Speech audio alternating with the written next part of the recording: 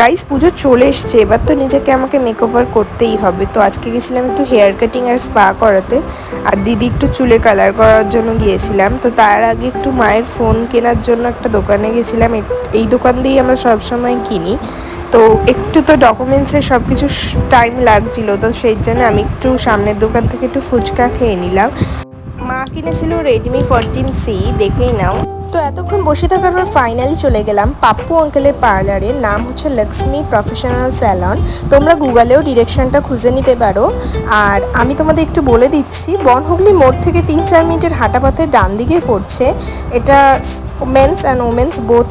তো ফার্স্টে আমার দিদিকে চুলে কালার করে দিল। আমার দিদি কালার করতে এসেছিলো ওয়াইন কালার। দেন আমার একটুখানি চুলটা কাটিং করে নিচ্ছে ফার্স্ট। আমি মিক্স ম্যাচ কাটিং করেছিলাম। এমনিতে একদিন মা চুল আসানোর নাম করে পিছন থেকে চুলটা কেটে দিয়েছিল অনেকটা। তো তারপরে আমার চুল কাটতে প্রচুর ভয় লাগছিল, কারণ একদম ছোট হয়ে গেলে আমার ছোট চুল একদমই পছন্দ না। তো আঙ্কেলকে বলেছিলাম চুল যতটা পারবে ছোট করো না, একটু বড় রাখার চেষ্টা করো। বলছে তুই রিল্যাক্সে বস, তুই চুল কাটার পর দেখ, দেন আমাকে বল। তো যেরকমটা আমি চেয়েছি সেরকমটাই চুলটা কাটিং করে দিয়েছে। দেন আমি ভেবেছিলাম একটু চুলে হাইলাইটস করব। দেন বললো হাইলাইটস করলে এমনিতেই আমার চুল রাফ হয়ে গেছে প্রচুর, আরও হয়ে যাবে। এমনিতে হাইলাইট করা চুলের জন্য খুব একটা ভালো না। তার জন্য আমাকে একটা হেলদি স্পা সাজেস্ট করলো, সেই স্পাটাই করে দিলাম। আর আমি একটু বলেছিলাম যে আমাকে যাতে চুলটা একটু সেট করে দিতে লাস্টে। পার্লারে আসলে না স্পা ক্রিম লাগানোর পর যেই ম্যাসাজটা দেয়, সত্যি পেইন তো রিলিফ হয়, তার সাথে সাথে মাথাটা পুরো স্ট্রেস ফ্রি হয়ে যায়।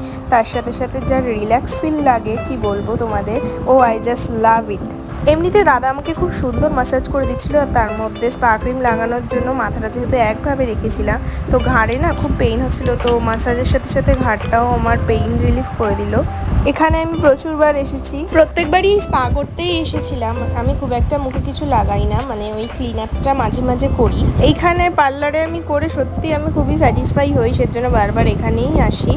আর এখানে অনেক রকম অফার চলছে, যেমন বোটক্স মাত্র 3,999-এ, আর ন্যানোপ্লাস্টিয়া মাত্র 4,999-এ। এছাড়া অনেক রকমই অফার আছে, তোমরা কন্ট্যাক্ট করে নিতে পারো। আমি স্ক্রিনে নাম্বারটা দিয়ে দেবো। আর অবশ্যই এই পার্লারে ভিজিট করতে ভুলো না, এখানকার স্টাফ বিহেভিয়ার ও কাজ খুবই ভালো। আর এখন তো পুজো মানেই অনেক অফার রয়েছে, তো অবশ্যই তোমরা এখানে ভিজিট করো। তোমরা দেখতেই পারছো আমি তো সব ক্লিপ তোমাদের সাথে শেয়ার করতে পারছি না, কিছু কিছু ম্যাসাজের ক্লিপ আমি তোমাদের সাথে শেয়ার করছি। দেখো কতটা অথেন্টিকভাবে এরা ম্যাসাজ করে দিচ্ছে আমায়। ঘাড় আর মাথার সাথে সাথে পিঠেও একটু ম্যাসাজ করে দিয়েছিল, কারণ আমি সিধা হয়ে বসেছিলাম। তাছাড়া আমার এমনিতেই তো স্পাইনালের প্রবলেম, তোমরা সবাই জানো। তো দিদি দেখতেই পাচ্ছ পাশে বসে আছে। এখন আমাকে 15 থেকে 20 মিনিটের জন্য এই স্ট্রিমটা দিল। আর এই স্ট্রিমটা দেওয়ার সময় আমি তো ঘুমিয়েই পড়েছিলাম। আমাকে ভালো করে ওয়াশ করে দিল।